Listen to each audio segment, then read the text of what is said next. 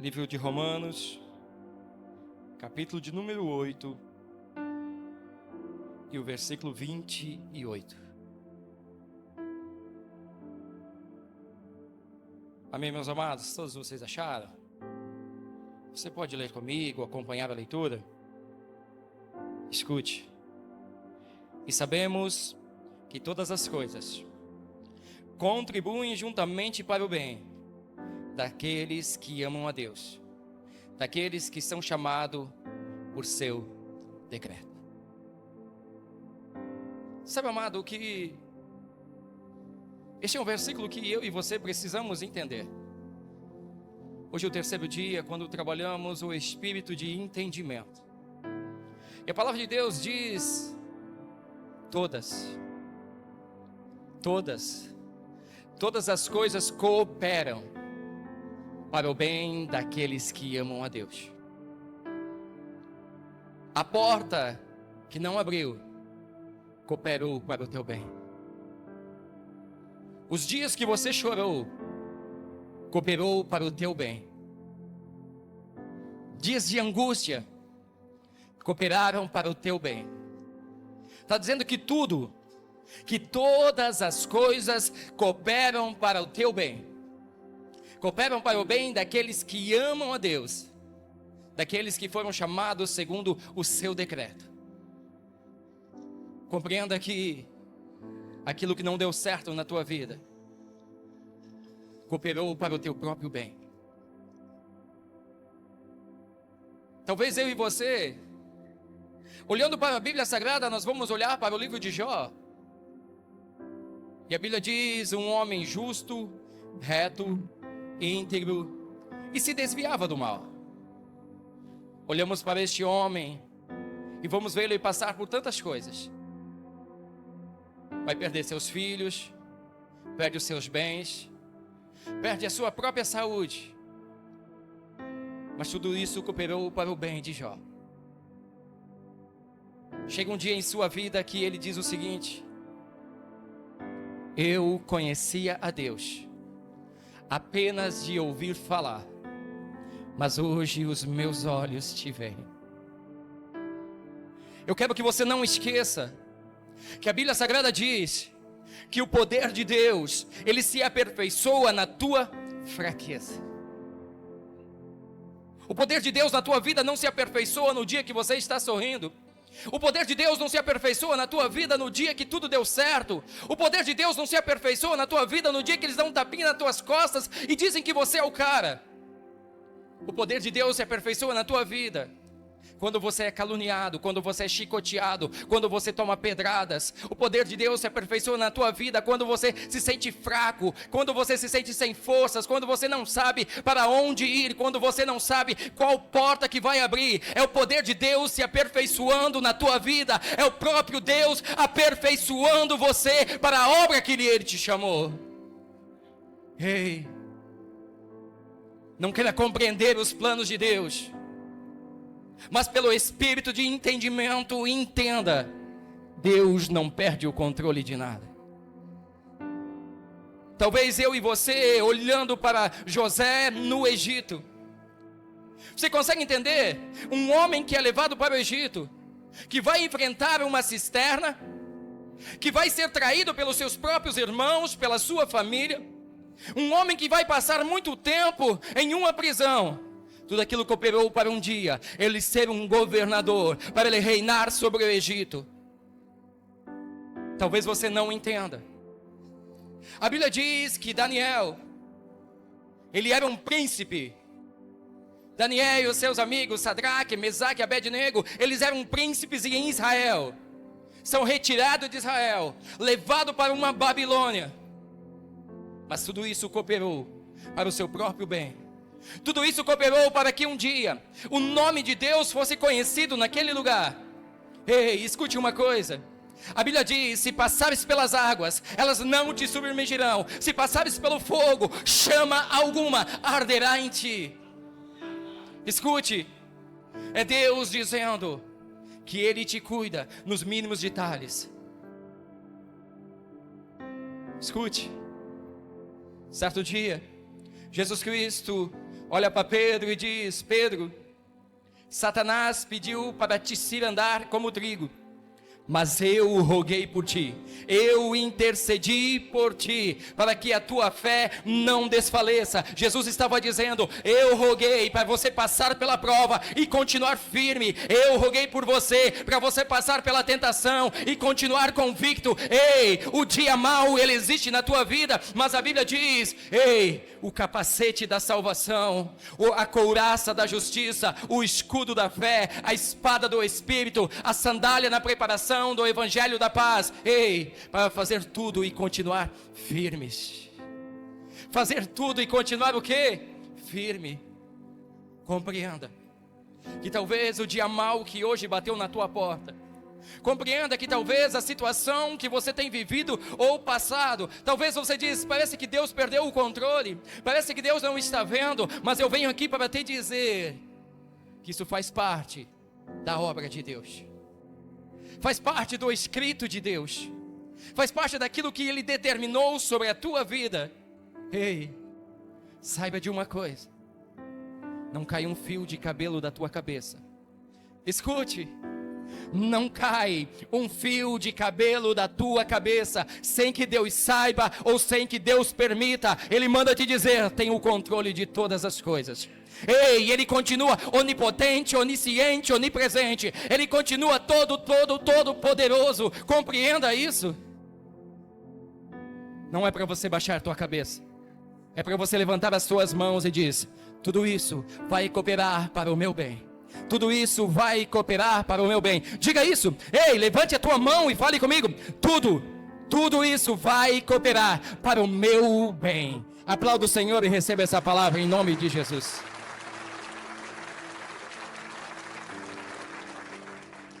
Eu louvo a Deus pela tua vida, por você estar aqui. Nós recebemos do Senhor por 2 noites, 2 direções.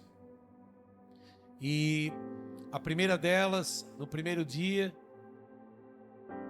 nós vamos ouvir a voz do Senhor, desde que a gente esteja num ambiente onde a sua voz possa falar. Essa foi a primeira direção do Senhor. Eu falarei com o meu povo, sim, falarei com o meu povo, mas quando ele estiver destinado, quando ele estiver colocado num ambiente onde a minha voz possa ser ouvida. E eu queria só dar uma rápida passada sobre isso. Sabe, muitas vezes nós achamos que em qualquer lugar, de qualquer maneira Deus vai falar. Não é assim que funciona. Quando Deus quis falar com Moisés, Ele disse: Moisés, sobe a mim no monte. E Moisés subiu e aguardou, e Deus falou no momento certo. Quando Deus quis falar com os seus discípulos, Ele disse: ficai no mesmo lugar até que desça sobre vós o Espírito Santo. E quando Deus entrou e viu todos reunidos no mesmo lugar, Ele entrou sem que a porta se abrisse. E Ele conversou com seus discípulos. Quando eles estavam pescando, no momento que eles estavam desanimados, porque não haviam pego nada, o Senhor aparece na praia. Então eu acredito que o Senhor sempre vai surgir em momentos específicos e em lugares específicos. Sabe, não podemos achar que estamos envoltos e envolvidos com o mundo, com pessoas que não professam a nossa fé, e vamos ouvir a voz de Deus, mesmo nesses lugares, dessa maneira.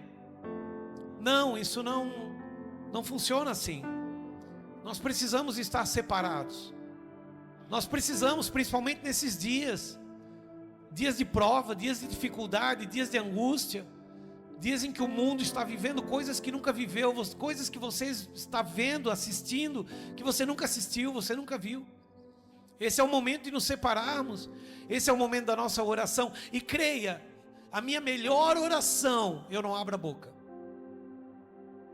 As maiores orações que eu faço, se você me ver orando, você não vai acreditar, são as orações que eu estou em silêncio, porque eu não entro em oração para falar com Deus, eu entro em oração para ouvir Ele falar. Aleluia!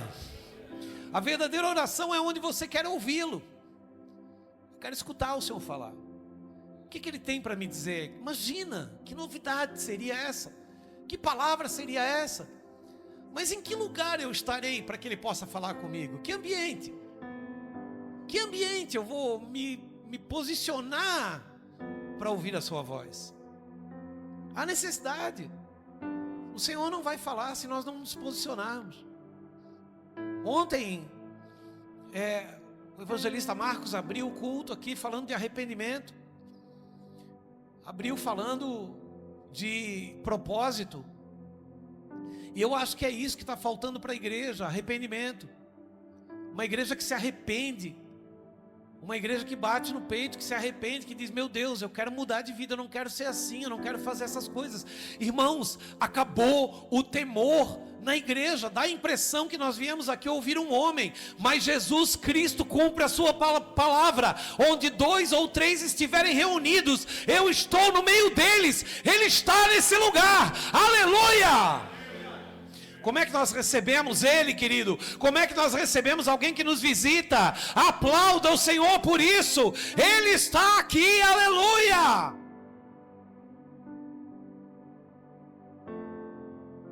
A igreja perdeu o temor. Nós saímos, e eu vou dizer nós, só para você se sentir aceito, porque eu não estou envolvido nisso. Mas nós saímos de um ambiente de santificação, declarando uma palavra de Deus, pregando uma palavra de Deus, e somos capazes de um pecado tão insignificante como tecer opinião na vida de alguém, ou julgar uma pessoa, ou classificá-la capaz ou não capaz. E ontem Deus falava sobre isso, dizendo: eu quero uma igreja de inclusão, eu quero uma igreja que todos sejam iguais, que você possa olhar e você não tenha distinção entre pessoas e vidas e almas.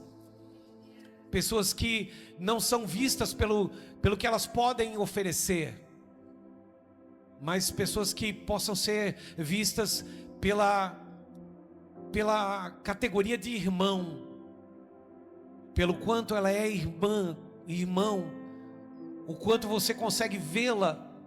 Se são fracos, veja você no dia de ontem. Se são fortes, veja você no dia de amanhã. Se você quer fazer algum tipo de comparação, então considere a fraqueza do teu irmão como tendo sido a tua no passado. Porque vós que sois fortes, deveis suportar os mais fracos nas suas debilidades. Uma igreja que não ora por aqueles que te caluniam, te maldizem, te perseguem. Uma igreja que não, é mais fácil eu tirar a limpo, é mais fácil eu colocar na mesa, é mais fácil.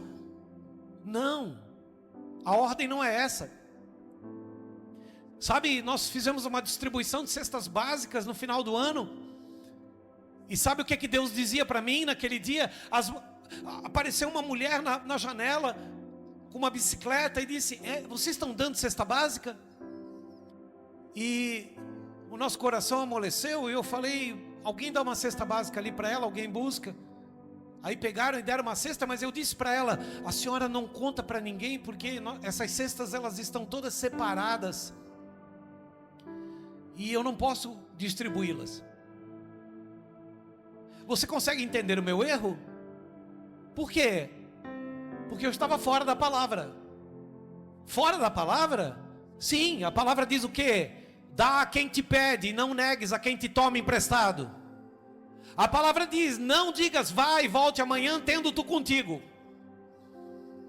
E aí chega a segunda pessoa, e essa segunda pessoa é outra mulher com 3 crianças.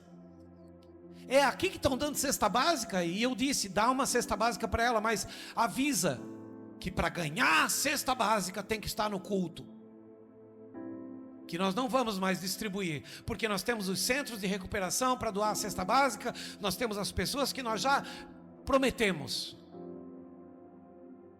E aí eu pego 19 cestas básicas, coloco dentro do carro e levo para a igreja de Itapema e aviso a comunidade carente: tem 19 cestas básicas na igreja, você vem no culto e no final do culto eu te entrego essas cestas. Quantas pessoas vieram? 2. E aí o Senhor volta e fala comigo: essas cestas, no dia em que vocês fizeram, eu enviei as pessoas para buscá-las. Você não tem aliança com pessoas, nem pacto com elas, pela fome delas, nem pela dor delas. É conforme eu as envio. Porque você guardou cestas básicas para pessoas que não deram nenhum valor para aquilo que você estava fazendo. E as pessoas que realmente estavam com fome, estavam na porta da igreja tentando pegar alguma coisa. Como que um mendigo na porta do rico, querendo comer das migalhas da sua mesa. Você pensa que eu não sou corrigido? Que eu não apanho primeiro?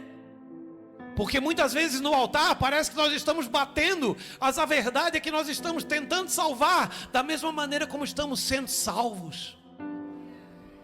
Porque a mesma palavra que eu dou eu já recebi. Eu não vim aqui para ser pregado junto com você no mesmo instante. Eu sou pregado antes. E ele diz: aquilo que faço em ti, faça por eles agora. Aquilo que faço em ti, faço através de ti. Aleluia. E não é fácil.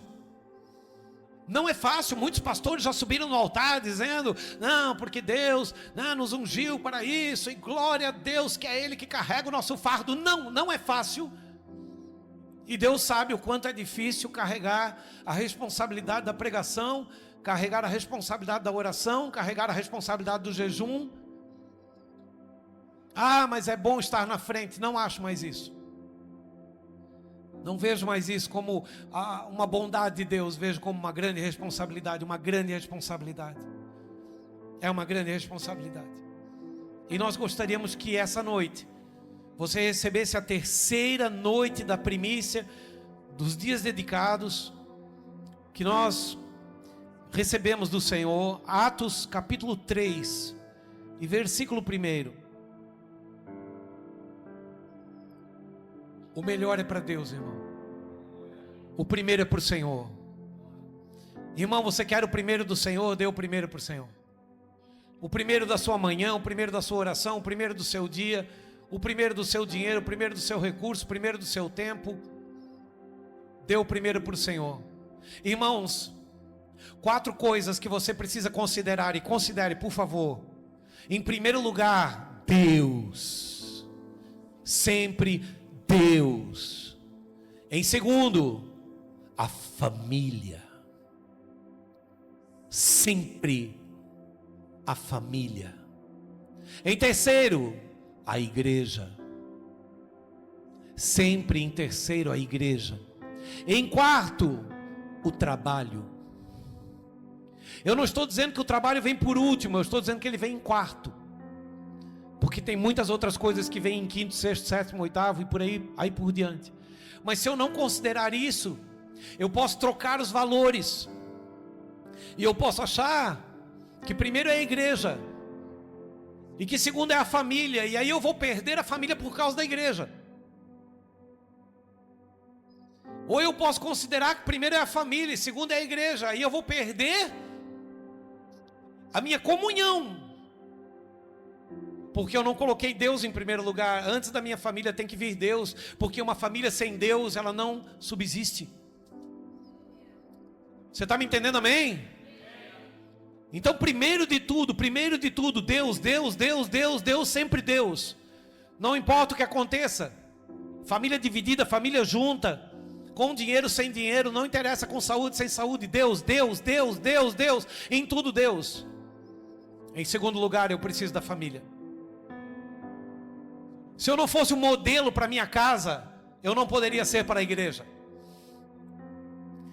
Se eu não fosse um modelo para minha casa, ousar dizer no altar: Deus me fulmine, se eu não estiver em santidade, se eu não estiver separado, se eu não estiver guardado, se eu não estiver em oração, se eu não estiver em busca, preocupação de tornar a família da minha casa, debaixo do meu teto, a mesma família qual prego, para que todos se tornem um.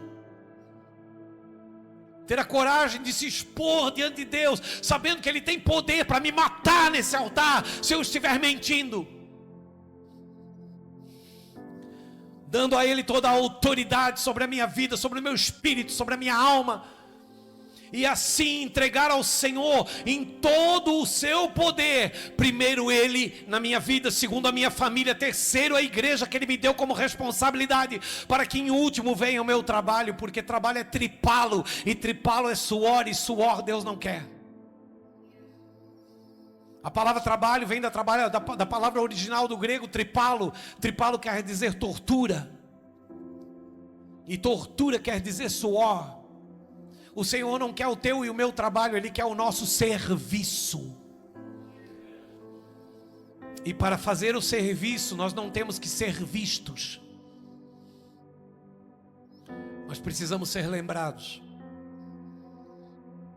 E você veio aqui hoje porque há aprendizado para dar, o mesmo que foi dado a mim. E creia, não sou eu que falo. Talvez daqui a pouco, saindo daqui, eu tenho que fazer o que eu fiz ontem. Eu tenho que assistir o vídeo para saber o que eu falei. Porque o Senhor fala de qualquer jeito? Não, não sou eu que falo. Em muitas coisas, não sou eu que vivo, é Cristo que vive em mim. E você sabe quantas vezes você falou coisas que você disse: o que eu disse mesmo? Mas Cristo usou a sua boca, usou a sua vida para você falar o que talvez você nem tinha coragem de dizer. Aleluia! Hoje é dia de resgate. Diga comigo, resgate. Escute isso.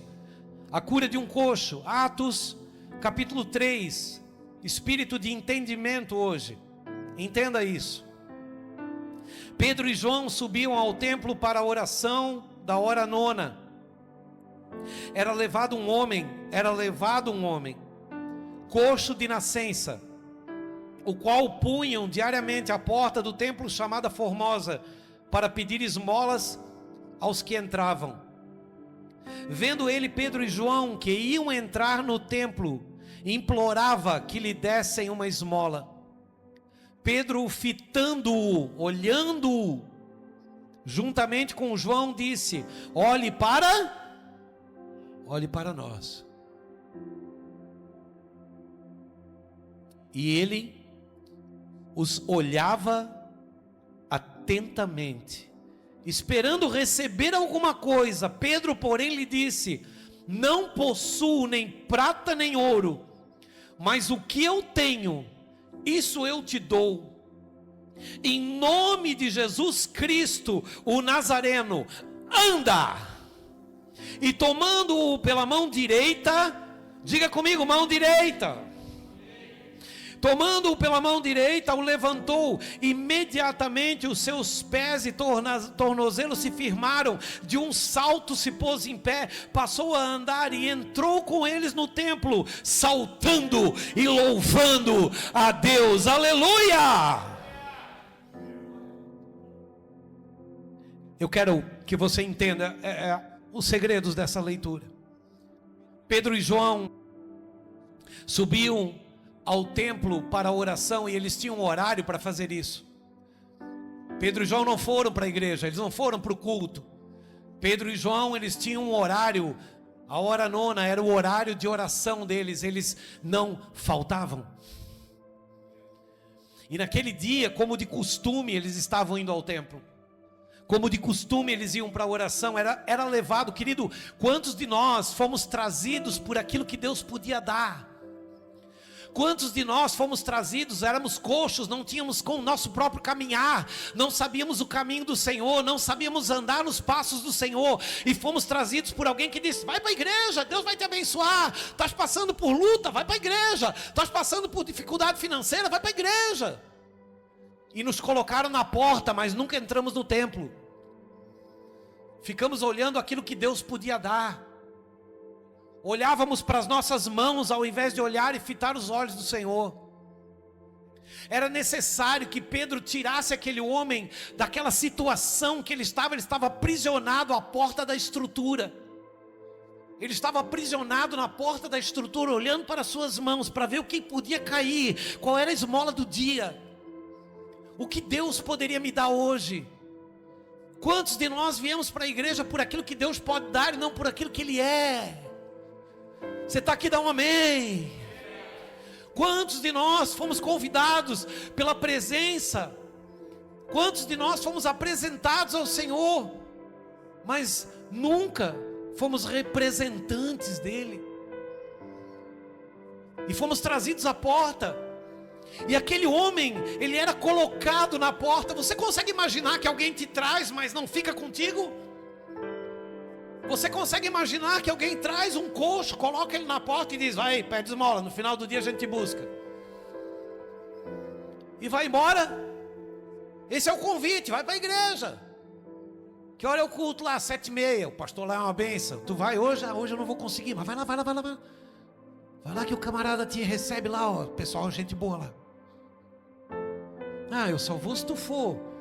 Tá, eu vou ver se eu consigo. Mas vai lá, é 7h30. Eu chego um pouquinho mais tarde sempre. E aí não vem. Quem te apresenta para Cristo geralmente não o representa. A pessoa que te trouxe para a igreja está na igreja? Eu queria que você levantasse a mão. Somente quem sabe que está na igreja, quem te trouxe para a igreja pela primeira vez. Se ele está na igreja, levanta a mão. Só para quem está na igreja, quem sabe que está na igreja. Agora levanta a mão quem sabe que não está. A pessoa que te convenceu não se converteu. É disso que eu falo. Eu até escrevi um livro chamado Apresentar e Representar Jesus. Porque apresentar é muito fácil, irmão. Às vezes eu dou até o meu testemunho para convencer você que você pode ter o seu. Mas eu mesmo não quero mais. Fui abençoado, ganhei um emprego, tenho um emprego, eu só não consigo ir para a igreja, porque meu emprego é bem na hora do culto. Mas Deus me abençoou. Não, irmão, foi o diabo que te deu. Ele não queria que tu fosse para a igreja. Desculpa, mas é verdade. Se ele te deu uma atribuição que te tirou de Deus, é porque não foi Deus que te deu essa atribuição. Se você ler Êxodo capítulo 5, você vai ver que Faraó aumentou o trabalho do povo, tirando a palha, para que o povo não tivesse tempo de ir caminho de 3 dias para o deserto para adorar o Senhor. Esse povo está muito ocioso, tem muito tempo, estão pensando em ir para o deserto. Não, irmão. Se eu ainda estou amarrado às coisas do mundo que me tiram da presença de Deus, então sinceramente eu não entendi que eu não ganhei do Senhor. Eu fui aprisionado pelo diabo para não louvar o Senhor. Aleluia, você está aqui, amém? Hoje é uma noite para a gente entender que esse homem foi colocado, mas quem o colocou não tinha compromisso com Deus. Ele foi colocado na porta do templo para quê? Tinha um propósito, tinha uma finalidade, para que, chamada Formosa, para pedir esmola aos que entravam. Aí eu vejo a pessoa entrando, e ele tem esmola para dar, e eu que estou na porta não tenho. Será que eu não entendi que quem tem para dar tem mais do que eu? E que se eu entrar também eu consigo ter igual? Você está aqui, dá um amém. Tem até uma brincadeira, irmão, mas é uma brincadeira muito sadia, onde o mendigo para na porta de um carrão e tem uma mulher dentro, e o mendigo diz: a senhora me dá R$1, R$2, só para eu comprar um pãozinho? Aí ela diz: moço, eu não tenho nada, moço, sinceramente eu não tenho R$1, eu não tenho uma moeda. Ele diz: tá bom, minha senhora, até logo. Ela diz: vai com Deus, querido. Ele se afasta do carro, ela lembra que tem emprego na empresa dela, de jardineiro. Ela sai do carro, vai até ele e diz: moço, vem cá. Moço, tem uma vaga lá na minha empresa, você não está interessado? Ele falou: não, senhora, para quê?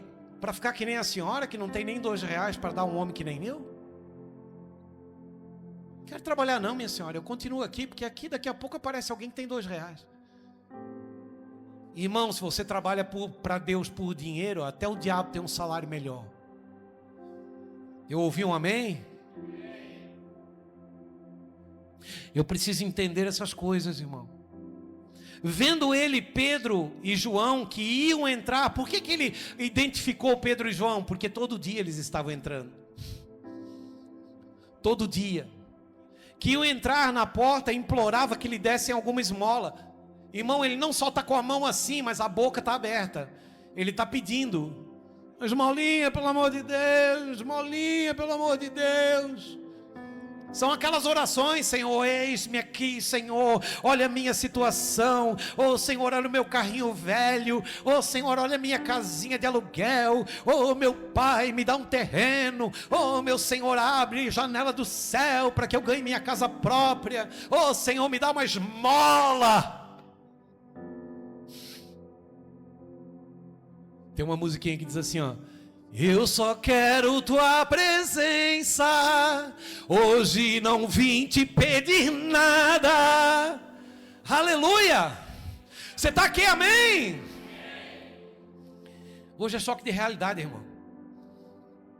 Pedro e João, que iam entrar, ele estava implorando que ele desse uma esmola. Pedro, fitando juntamente com João, disse: olha para nós, tira os olhos da tua mão, tira os olhos da gamelinha, a gamelinha da moeda. Tira os olhos da gamelinha da moeda. Tira os olhos do que está caindo, aquele plim, plim, plim que bate na gamelinha. Tira os olhos.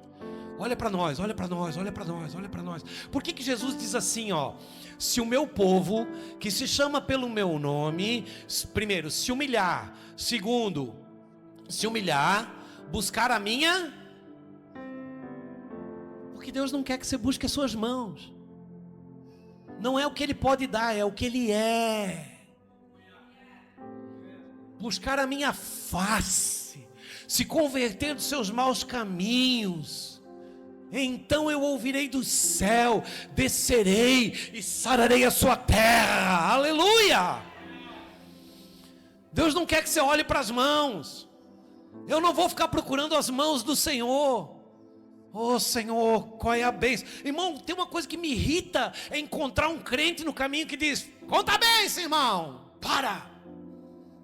Eu olho para ele e digo: a bênção é que eu morri. Eu morri, irmão.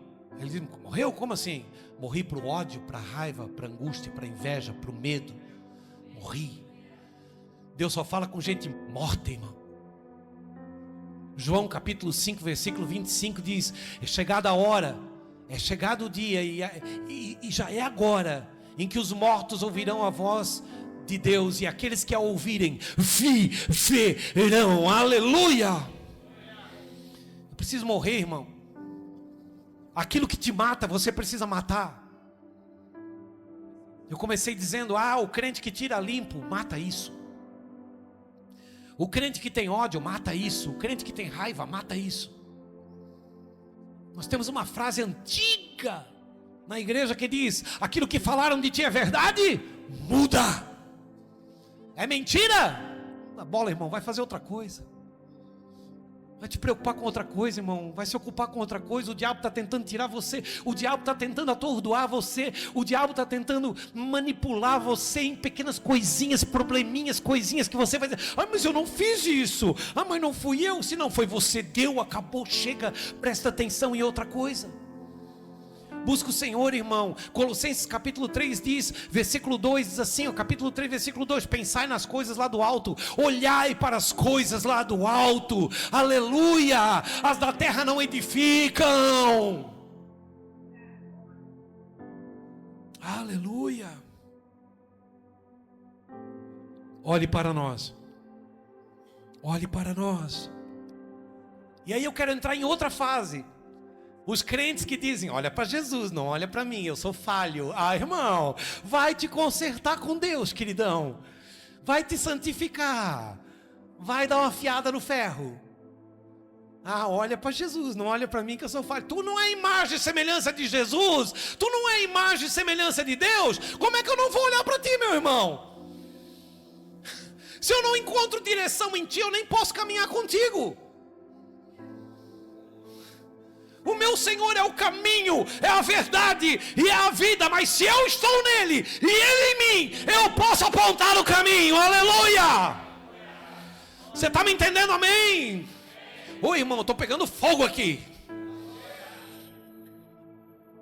O Senhor quer curar a igreja, irmão. Ainda tem tempo de curar a igreja. Ainda tem tempo, porque quando ele fuzilar do Oriente ao Ocidente, de repente, num piscar de olhos, não vai mais ter tempo para nada, irmão.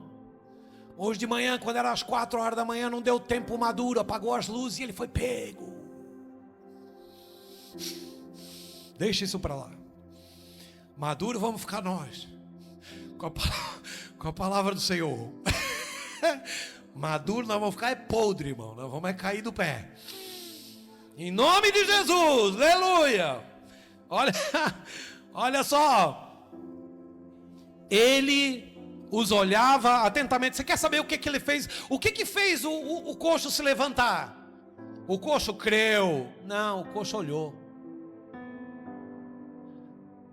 O que te cura é para onde a sua atenção está voltada. Se a sua atenção está voltada para aquele que disse: ei, olha para mim que eu tenho uma novidade para você. Se ele não olhasse, ele só iria escutar, mas ele não iria ver. Você está me entendendo? Você está aqui, amém? O que te cura, o que curou aquele coxo, não foi dizer levanta, foi dizer olhe para nós. Tira os teus olhos da situação e coloca os olhos em Jesus, ou naquele que representa Jesus, e você vai ver que salto que dá a tua vida. Se você não tem motivo para entrar no templo e adorar o Senhor, aleluia. Olhe para nós. Ele os olhava atentamente, mas ainda esperava receber alguma coisa. Só que, querido, quando você olha nos olhos e você não olha mais as mãos, o que você está ainda esperando receber alguma coisa, mas da face vem outra coisa. Não vem algo palpável, vem algo espiritual. Qual é a primeira identificação? Qual é a primeira identificação de Jesus quando João vê ele em Apocalipse? O que João diz? Fala das suas vestes? Do que João fala? João diz o quê? Traz ela aqui. Pode trazer ela aqui. Hoje é noite de cura. Traz ela aqui. Traz ela aqui. Levanta as mãos, igreja.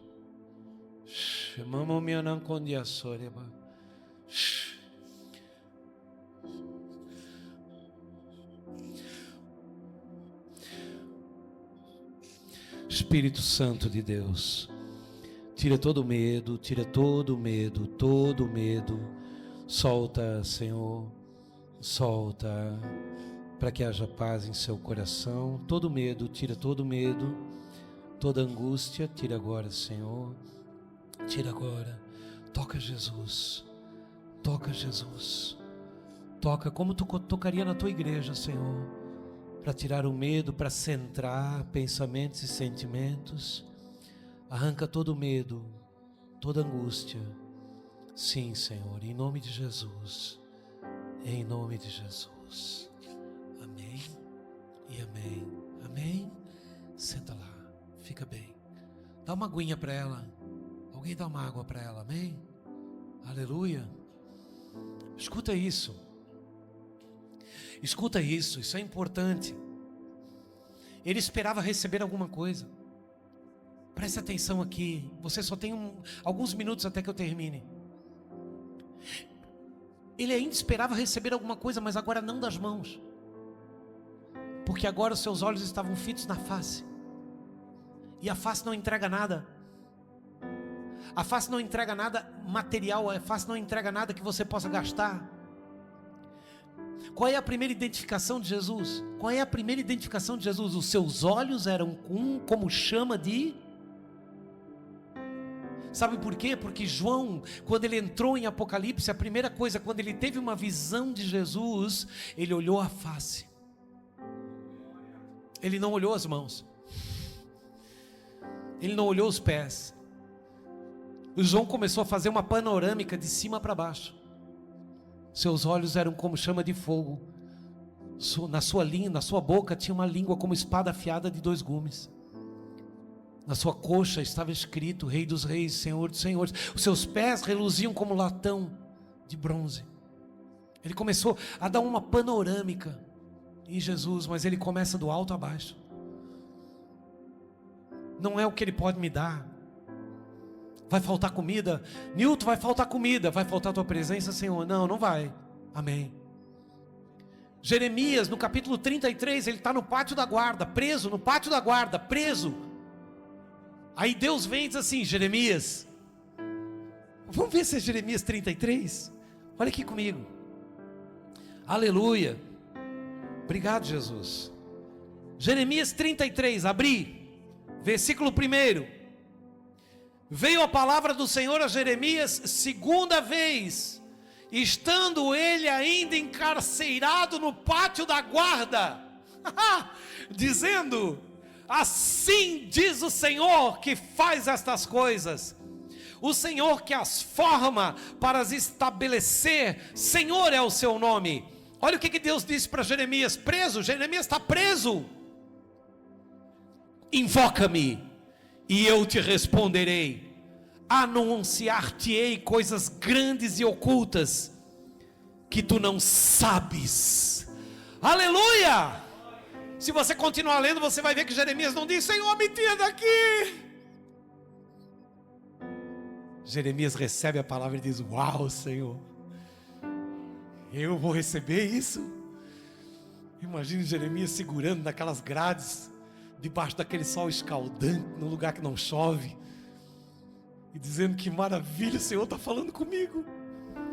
Querido, o lugar que você está não define a proximidade de Deus. Deus não fala com o rico e abandona o pobre.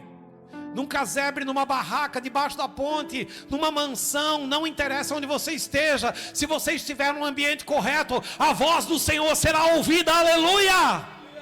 A voz do Senhor será ouvida. Por isso, eu preciso entender se eu estou olhando para as mãos ou estou olhando para a face. Porque o lugar para onde eu estiver olhando vai definir o que eu vou receber. Escute isso, eu vou falar de novo, porque assim diz o Senhor. Essa é a palavra, meu filho, para o terceiro dia dedicado. O lugar onde estiveres olhando definirá o que você irá receber. Aleluia! Aplaude o Senhor, porque é Ele que falou. Essa é a nossa mensagem para o terceiro dia.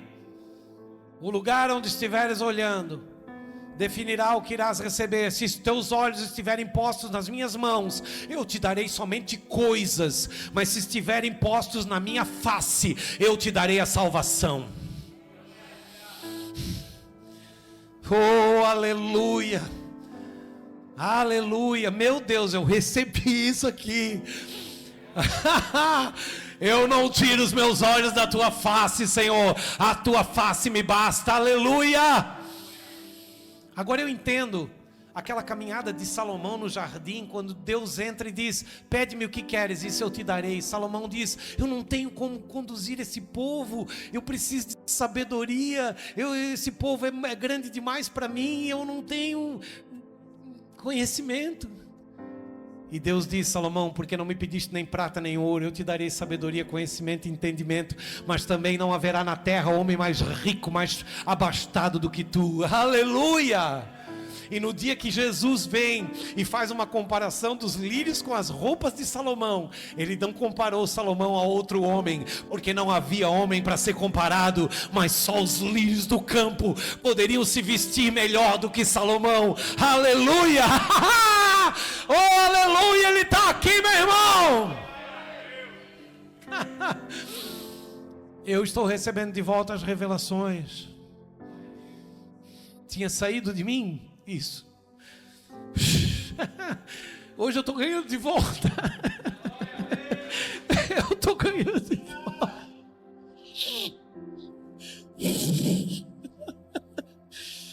Oh, aleluia. Obrigado, Senhor. Pedro, porém, lhe disse: eu não possuo nem prata nem ouro.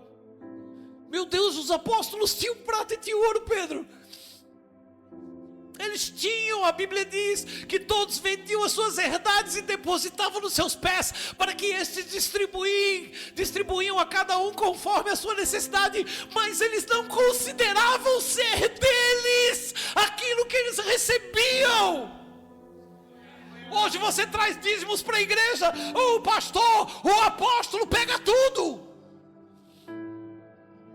Não é nosso, é do Senhor. É para os seus santos, é para os necessitados, é para os aflitos. Aleluia! Por isso eles disseram: nós não temos. Ah, mas eu vim colocar nos teus pés, mas não é nosso. É oferta que a gente devolve para quem tem fome. Não é nosso. Nós não temos prata nem ouro, mas nós temos uma coisa que a prata e o ouro não compram, e aquilo que nós temos, isso nós te damos em nome de Jesus Cristo. Anda, aleluia, anda, sai do teu lugar e anda. Tem um caminho para você. Tem um caminho em 2026, tem um caminho de glória, tem um caminho de responsabilidade espiritual, tem um caminho de intercessão, Poliana. Tem um caminho de intercessão, tem um caminho de oração, tem um caminho de comunhão, pastora Sandra, tem um caminho de comunhão. Tem um caminho de guerra, pastor João. Um caminho de guerra, de luta, aonde o Senhor vai à frente. Tem um caminho de fertilidade, Talita. Caminho de fertilidade. Tu não vai precisar olhar a barriga das outras. Tu não vai precisar olhar e dizer: Senhor. Tu vai poder olhar para a tua e dizer: é a minha mesmo.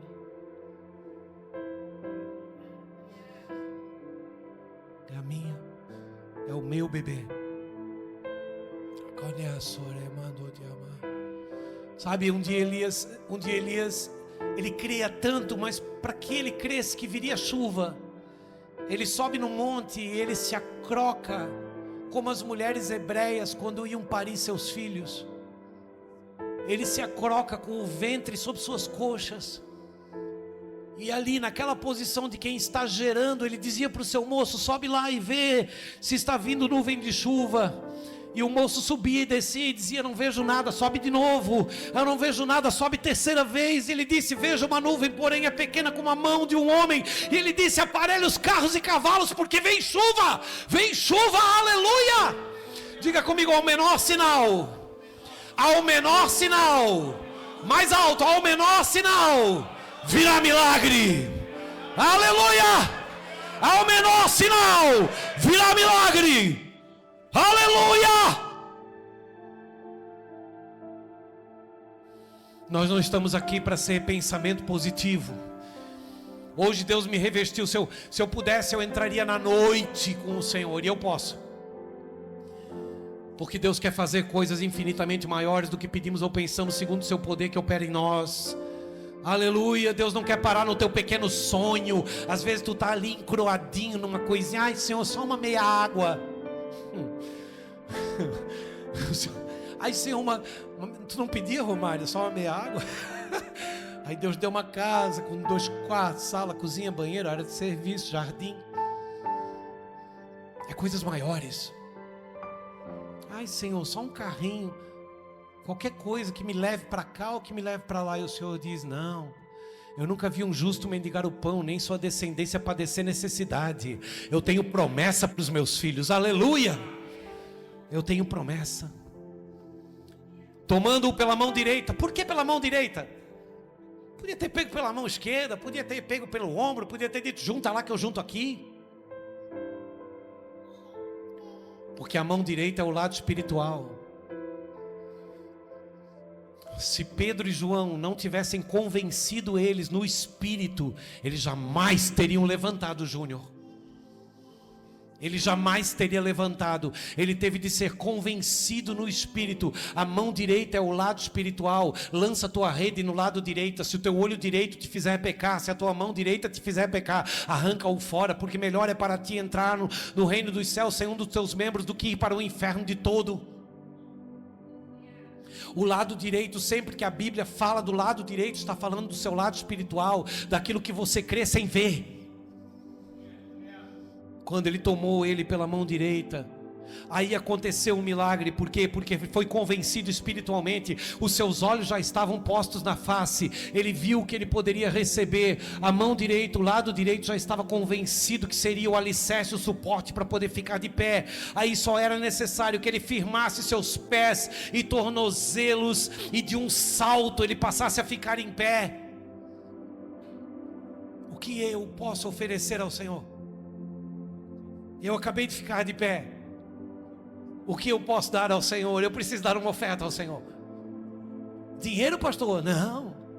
Eu preciso entrar no templo e adorá-lo. Eu não fui feito para ficar na porta. Eu não fui feito para ficar na porta. O meu lugar é dentro. O teu lugar é dentro. O teu lugar não é aquilo que Ele pode dar. O teu lugar é o que Ele é. Você está em Cristo, aleluia. E Ele está em você, aleluia. Então não é o lugar que Ele vai te levar, é o lugar que Ele é para você habitar.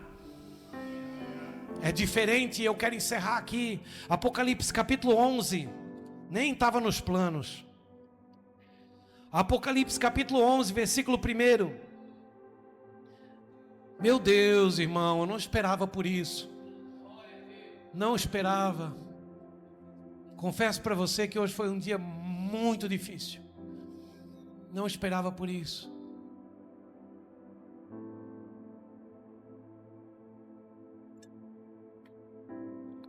Quando eu acordei hoje, da maneira como eu fui dormir ontem, eu virei para o lado e falei: Senhor, eu não quero acordar. Meu dia está muito ruim. Queria ficar aqui. Se tu me fizer dormir até as 6 horas da tarde, depois eu vou lá. E o Senhor disse: levanta. Levanta e anda. Que eu tenho coisas para fazer através de ti. Apocalipse 11 diz assim, ó. Olha o que João diz, olha a visão de João. Foi-me dado um caniço, como uma vara. E também me foi dito: levanta-te e mede o santuário, o altar e os que nele adoram. O santuário, o altar e aqueles que adoram naquele altar. Mas não meças o átrio exterior, a porta do templo, porque esta foi dado aos gentios, as gentes. Estes calcarão os pés ali. Olha só o que diz: estes calcarão os pés por 42 meses. Sabe o que Deus está dizendo? O que é 42 meses? 3 anos e 3 anos e meio. Qual é o tempo que Elias determinou que não chovesse? 3 anos e meio. Sabe o que Deus está dizendo? Quem só veio para receber alguma coisa vai ficar na porta. Quando chover, vai embora. Choveu na minha horta, eu vou embora. Deus deu o que eu queria. Uau, eu não preciso disso aqui. Deus não quer parte, Deus não tem parte, Deus não mede. Aquele que só veio buscar alguma coisa, Deus não mede. Deus não permite que nós medimos. Sabe o que significa medir? Significa te reconhecer como filho de Deus, do alto da cabeça, a planta de teus pés. Saber que tu em Cristo, tu és completo, tu és íntegro, tu és inteiro. Por isso que falte o que faltar, não me falte a presença de Deus. O lugar onde os teus olhos estiverem postos definirá o que você irá receber. Se nas mãos bens materiais, se na face, salvação. Guarde isso para o dia de hoje. Só quem recebe essa palavra, não aplaude ou não, aplaude o Senhor, e para o Senhor é bem mais. Aleluia, aleluia. Fica de pé comigo aplaudindo, aplaudindo, aplaudindo o Senhor, aplaudindo o Senhor.